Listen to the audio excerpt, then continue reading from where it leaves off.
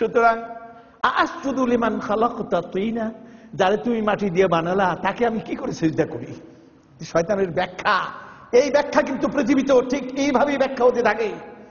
সুতরাং শয়তান বলে ইন্নী আখাফুল্লাহ রাব্বুল আলামিন, আমি রব্বুল আলামিনের ভয় পাই।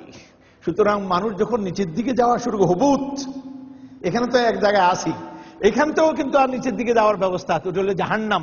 ওটা কি? জাহান্নাম। জাহান্নাম আরো নিচে, জান্নাত উপরে, আমরা মাঝখানে। জান্নাত থেকে নামিয়ে দেওয়া হয়েছে, হুবুত, ল্যান্ডিং করাইছে আমাদের এখানে। কিন্তু শয়তান এখানেও শান্তিতে নাই, সে তো জাহান্নামে যাবে। আপনাকে নিয়ে যাওয়ার, আমাদেরকে নিয়ে যাওয়ার জন্য সবসময় হ্যান্ডেলিং করতেই থাকে। ইউএস উইসু কি করে? কোরআনের ভাষায় এটা কি বলছে? ইউএস উইসু।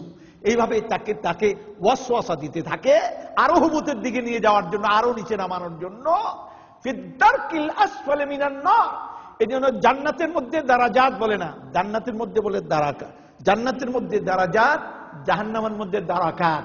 দুটো শব্দ আছে কোরআনের মধ্যে, একটা হলো দারাজাত, আরেকটা কি? ফিদ্দারকিল আসফালি মিনান নার। দারাকাত মানে ওই সিঁড়ি, যে সিঁড়ি দিয়ে নিচের দিকে নামে, এটা দারাকাত। প্রত্যেকটা স্তর একটা দারাকাত, নিচের দিকে নামতেছে। আর দারাজাত হলো জান্নাতের দিকে উপর দিকে উঠার সিঁড়ির নাম কি?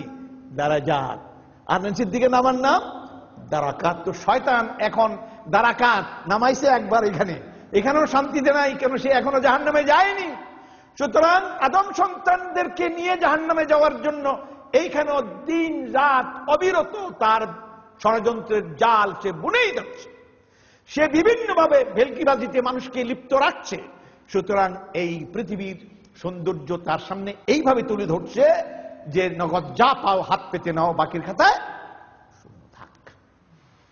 এই ক্ষেত্রে আল কোরআনুল কারীম যে রমজান মাসে আসলো, এটা হুদা। ওই যে আল্লাহ পাক ওয়াদা করেছেন আমার পক্ষ থেকে কি যাবে? গাইডেন্স যাবে। তো এই গাইডেন্স তো আসলো, কোরআন হলো ওই হুদা, তারপরে আর কোনো হুদা নাই। এটা লেটেস্ট, এটা ফাইনাল, এটা অ্যাবসলিউট, এটা চূড়ান্ত, নিরঙ্কুশ, সর্বশেষ। আল কিতাবুল খালিদ, চূড়ান্ত কিতাব। কিয়ামত পর্যন্ত আর কিতাব, আর গাইডেন্স আর আসবে না। সুবহানাল্লাহ। তাহলে কিতাবটা যদি চূড়ান্ত হয়ে থাকে, সেই গাইডেন্স রমজান মাসে এসেছে, এই কিতাব আজকে কত বছর হয়ে গেল? 1400 বছরের উপরে। হ্যাঁ, উপরে হয়ে গেল। এই কোরআন কি এখনো ঠিক আছে না পুরান হয়ে গেছে? ঠিক আছে। হ্যাঁ, কেমনে ঠিক আছে? এই কথাগুলি জেনে নিন। কোরআন ছাড়া এই দেশের অধিকাংশ লোক ক্রিশ্চিয়ানিটিতে বিশ্বাস করে। তাদের কিতাবের নাম কি? বাইবেল। আল আনাজিলুল আরবাহ, 4টা ইনজিল তাদের, বাইবেল। আবার ইহুদিদের আল আহদুল আতিক, ওল্ড টেস্টামেন্ট, তাদের জাবুর, তাদের তাওরাত, তারা আপনাদের পাশেই আছে। তারা একটা কিতাবও কিন্তু ঠিক নাই। প্রত্যেকটা কিতাব মুহাররাফ হয়েছে, প্রক্ষিপ্ত হয়েছে। প্রক্ষিপ্ত হয়েছে, প্রক্ষেপণ মানে মানুষের হস্তক্ষেপ হয়েছে। কিতাব যেমন মানার দিক থেকে, তেমন এবারতের দিক থেকে, দুই দিক থেকে প্রক্ষিপ্ত হয়ে গেছে। প্রক্ষিপ্ত হয়ে এই কিতাব নিয়ে তারা এখন বসে আছে। আল্লাহ তাআলার ইচ্ছা ছিল না এই কিতাবগুলি সময়ের সঙ্গে, একটা জাতির সঙ্গে, একটা যুগের সঙ্গে রিলেট ছিল। সুতরাং ওই যুগ চলে গেছে, ওই জাতির কর্তৃত্ব শেষ হয়ে গেছে, ওই কিতাবের মেয়াদও শেষ হয়ে গেছে, কিতাবও প্রক্ষিপ্ত হয়ে গেছে। কিন্তু আল্লাহ পাকের ইচ্ছা, চূড়ান্ত হেদায়েত হলো আল কোরআনুল কারীম। এর হেফাজতের দায়িত্ব আল্লাহ পাক নিলেন। সুতরাং কোরআন যেখানে ছিল, কোন জায়গায় ছিল? কোরআন আসলো কোত্থেকে? কোত্থেকে আসলো? ও লৌহে, বাল হুয়া কুরআনুম মাজিদ ফি লাওহিম মাহফুজ। এই কোরআন হলো, এটা মহাসম্মানিত কোরআন, ফি লাওহিম মাহফুজ, লৌহে মাহফুজে এই কোরআন সংরক্ষিত আছে। সুবহানাল্লাহ। লৌহ মানে পাত্র, ভাণ্ড, মাহফুজ মানে সিকিউরড। এটা একবারে নিরাপদ জায়গায় আছে, এটাকে নিরাপত্তা দিয়ে রেখেছেন আল্লাহ সুবহানাহু ওয়া তাআলা। সুতরাং শয়তানেরা, জিন্নাতেরা যেই না উপর দিকে যাওয়ার চেষ্টা করে, তখনই উপর থেকে কি মারা হয়? তীর মারা হয়। তীর মারা হয় ওই যে আপনারা রাত্রিকালে দেখেন না, উল্কাপাত হয়। এই উল্কাগুলো এই সময় কোরআন যখন নাজিল হতে শুরু করে দেয় তখন থেকে এটা উল্কার ব্যবস্থা। এই উল্কাগুলো আগেও ছিল, কিন্তু এই উল্কাগুলো পরবর্তীভাবে গাইডেড করা হয়েছে কোন দিকে? যে শয়তানগুলো যারা উপর দিকে যেতে চায়, এরা লৌহে মাহফুজে গিয়ে বিকৃতি করতে পারে, কিংবা পথে ওহি আসার সময় বিকৃতি ঘটাতে পারে, কিংবা মোহাম্মদ সাল্লাল্লাহু আলাইহি ওয়াসাল্লামের কালবের মধ্যে গিয়ে বিকৃতি ঘটাতে পারে। তিনটা পয়েন্ট, উপরে, মাঝখানে এবং নবী সাল্লাল্লাহু আলাইহি ওয়াসাল্লামের সিনার মধ্যে তিনটা জায়গায় অনুপ্রবেশ ঘটাতে পারে। সুতরাং আল্লাহ সুবহানাহু ওয়া তাআলা এটাকে তিনি মাঝখানে বিরাট গার্ড বাহিনী নিযুক্ত করে দিলেন, গাইডেড করলেন কোনগুলিকে? ওই উল্কাগুলিকে ঠিক করে, যেই না তারা উপর দিকে যায়। সূরা জিনের মধ্যে আছে, ওয়ান্না লামাসনাস সামাআ ফাওয়াজাদনাহা মুলিআত হারাসান শাদীদান ওয়া শুহুবা। আমরা যখন আসমানের দিকে যাই, যেই না স্পর্শ করতে যাই, ফাওয়াজাদনা, আমরা সেখানে পেয়ে যাই কি? সাংঘাতিক গার্ড, বিরাট হেফাজতের বিরাট ব্যবস্থা, ওয়া শুহুবা, এবং আমরা উল্কাপাত দেখতে পাই, উল্কা মারা হয় আমাদের প্রতি। কথা বুঝতে পারছেন? সুতরাং উপর দিকে যাওয়া যাচ্ছে না কেন? তখন জিনেরা আবার কয়, ওয়ান্না লা নাদরি আশাররুন উরিদা বিমান ফিল আরদি আম আরাদা বিহিম রাব্বুহুম রাশাদা। আমরা জানি না এই ভূপৃষ্ঠের যারা বসবাস করছে এই মানুষগুলির জন্য বা ভূপৃষ্ঠবাসীর জন্য আল্লাহ কি ভালো ব্যবস্থা করছেন, ভালো চিন্তা করছেন, ভালো সিদ্ধান্ত নিচ্ছেন, নাকি তাদের ধ্বংস করতে সিদ্ধান্ত নিচ্ছেন, এটা আমরা বলতে পারছি না। অর্থাৎ কোরআন নাজিলের কারণে আল্লাহ পাক এই রাস্তাটাকে কি করে দিলেন? এভাবে নিরাপদ করে দিলেন যে শয়তানেরা ওইখানে অনুপ্রবেশ না করতে পারে। আচ্ছা, আসলো হযরত জিবরিল আমিন এই কোরআন নিয়ে পৃথিবীতে আসতে শুরু করলেন। খালি জিবরিল না, জিবরিলকে আল্লামাহু শাদীদুল কুওয়া, যার ব্যাপারে কোরআন বলে মহাশক্তিমান শিক্ষক, তাকে এটা শিখিয়েছেন, কোরআন শিখিয়েছেন। সেই জিবরিল, তিনি হযরত জিবরিল, তিনি শক্তিমান কেমন? নবী সাল্লাল্লাহু আলাইহি ওয়াসাল্লাম হাদিসের মধ্যে বলছেন যে জিবরিলের 700 ডানা। কয়শো ডানা আছে? 700 ডানা। একটা ডানা কত বড়?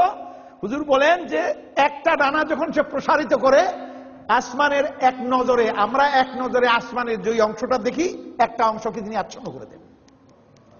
এই গোটা আসমান এক নজরে যদ্দূর দেখেন, তখন আপনার কাছে আসমানের একটুও থাকবে না, পুরোটাই একটা। যখন উনি মেলে ধরেন তখন এরকম এটাকে পুরো আচ্ছন্ন করে দেন। নবী সাল্লাল্লাহু আলাইহি ওয়াসাল্লাম জিবরিলকে দেখতে চেয়েছেন আসল রূপে, তো বলে আপনার রবকে বলেন।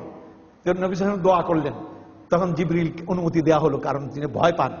তো যখন তিনি এইভাবে নিজকে প্রদর্শন করতে উপর দিয়ে গেলেন, যতই উপর দিয়ে গেলেন ততই তার বড়ত্ব প্রসারিত হতে শুরু করে দিল। একটা ডানা যখন খুললেন তখন তিনি সব অন্ধকার হয়ে গেল সারা রাত। 700 ডানা।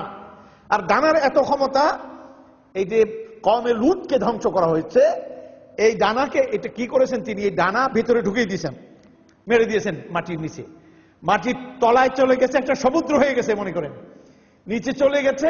গোটা এলাকাকে ডানাই করে উপরে নিয়ে গেলেন। ফাজআলা আলিয়াহা সাফিলাহা, এই গোটা এলাকাকে নিচেরটাকে উপর করে দিলেন, উল্টিয়ে ফেলে দিলেন নিচের দিকে। এমন জোরে ফেললেন, নিচে পড়ার পরে আর সমতল হয় নাই, সমুদ্র হয়ে গেছে, নিচের দিকে দেবে গেছে। জিবরিল আমিন এবার বুঝে নেন, তিনি ওহী নিয়ে আসছেন।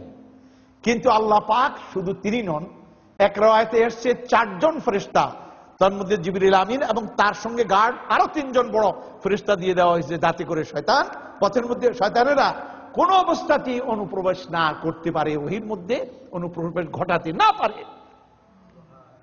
আরেক রায়াতে এসছে অনেক সংখ্যক ফেরেশতা আল্লাহ পাক পাঠিয়ে সূরা জিনের শেষের দিকে বলছেন, লিয়ালামা আন কাদ আবলাগু রিসালাতি রাব্বিহিম ওয়া আহাতা বিমা লাদাইহিম ওয়া আহসা কুল্লা শাইইন আদাদা। তো আল্লাহ পাক তাতে করে জানতে পারেন, মানে তার সিদ্ধান্ত এটা যে সঠিকভাবে ওহী পৌঁছাতে পারে। হযরত জিবরিল আমিন ওহী নিয়ে আসলেন কার কাছে? নবী সাল্লাল্লাহু আলাইহি ওয়াসাল্লামের কাছে। তো ওহী যখন নিয়ে আসতেন, হযরত ওমর রাদিয়াল্লাহু তাআলা আনহু বলেন, আমরা হুজুরের পাশে থাকলে আমরা টের পেয়ে যেতাম। বলে কি টের পেতাম? তখন গুনগুন করতে শব্দ হতো, মৌমাছিদের গুনগুন যেমন শব্দ, এরকম একটা শব্দ শুনতে পেতাম। তখন আমরা সাবধান হয়ে যেতাম যে ওহী এখন নাজিল হবে।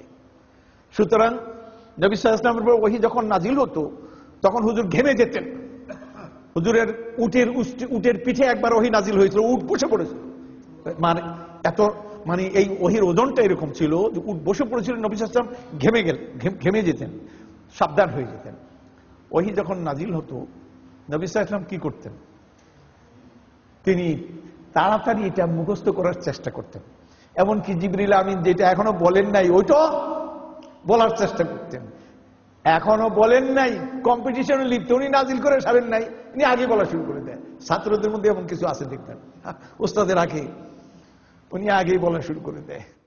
তো নবী করিম সাল্লাল্লাহু আলাইহি ওয়াসাল্লাম ছাত্র তো কেমন ছাত্র ছিলেন? জিবরিলের চাইতে শক্তিশালী ছাত্র হিসাবে, বেশি শক্তিশালী না? একবার ছাত্রটা কেমন ছিলেন? সুতরাং জিবরিল আমিন তো আমানত পৌঁছে দিতেন, উনি চাইতেন মুখটা নাড়তেন, জিহ্বাকে মুভ করতেন তাড়াতাড়ি, বরং যেটা বলেন নাই ওটাও বলার টান দিয়ে নেওয়ার চেষ্টা করতেন, কোনো হারিয়ে যেতে না যায়। আল্লাহু আকবার। আল্লাহ তাআলা কি বলেন শুনুন, লা তুহাররিক বিহি লিসানাকা লিতা'জালা বিহি ইন্না আলাইনা জামআহু ওয়া কুরআনাহু। তুমি তোমার জিহ্বাকে নাড়াচাড়া দিও না, বারবার নাড়া দিও না, লিতা'জালা বিহি, তাড়াতাড়ি মুখস্থ করার জন্য।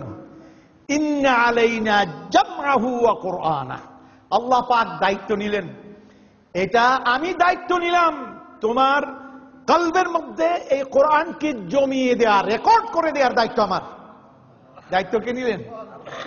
ইন্না আলাইনা জামআহু ওয়া কুরআনাহু। আর একটা হলো রেকর্ডিং, আর একটা হলো প্লেইং, প্লে করবা। তুমি যখন আবার তেলাওয়াত শুরু করবা তো এটা আমার দায়িত্ব। ওয়া কুরআনাহু, তোমার মুখ দিয়ে সঠিকভাবে বের করে দেওয়ার দায়িত্ব আমার। তো তোমার কাজ কি? তাইয়াহা উযুনু ওয়াইয়া, তোমার কাজ হলো কেমন ভাবে শুনো, অফ অন করা। দেখেন এখানে অফ আর অন, সঠিকভাবে মাইন্ডকে অফ করো, অন করো, খেয়াল করো, এদুরই যথেষ্ট, বাকি আমার দায়িত্ব। কারণ তুমি যদি তাফসীর ইবনে কাসীরের কথাগুলি সুন্দর লিখেছেন, তুমি যদি নিজে মুখস্থ করো তো তোমার মতো করে একটু মুখস্থ করবা, কিন্তু আমার ইচ্ছা হলো জিবরিলকে যেভাবে আমি শিখিয়ে দিয়েছি যে আমানত, ঠিক সেইভাবে তোমার অন্তরে রেকর্ড করে দেওয়াটা আমার দায়িত্ব নিলাম আমি। এর মধ্যে একটু এদিক সেদিক হবে না।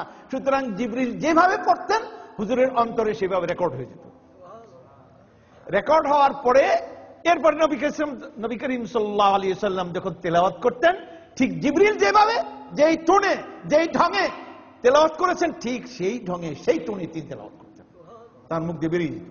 আল্লাহ পাক দায়িত্ব নিল কুরআনা সুম্মা, অতঃপর কথা আরেকটা আছে, ইন্না আলাইনা বায়ানা, এটার বয়ান করে দেয়া, এর ব্যাখ্যা কি হবে, হালাল হারাম কি, এটার ডিমান্ড কি, ডিজায়ার, কোরআন কি ডিজায়ার করছে, কি শরিয়া পেশ করছে, কোনটা বৈধ, কোনটা অবৈধ, কোনটা রং, কোনটা কি বলে ইভিল, কোনটা গুড, এগুলি সব এই আমার দায়িত্ব। এটা আমি সুন্দর করে তোমার মুখ দিয়ে বের করে দিই।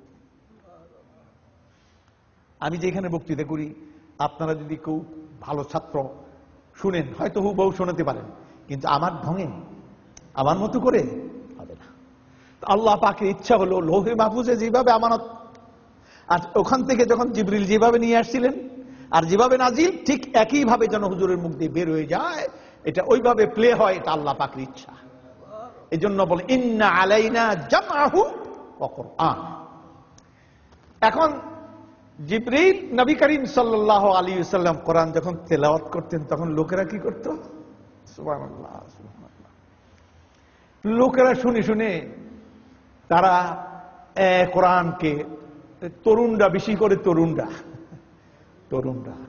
আজকে গানের পাগল না, কোরআনের পাগল।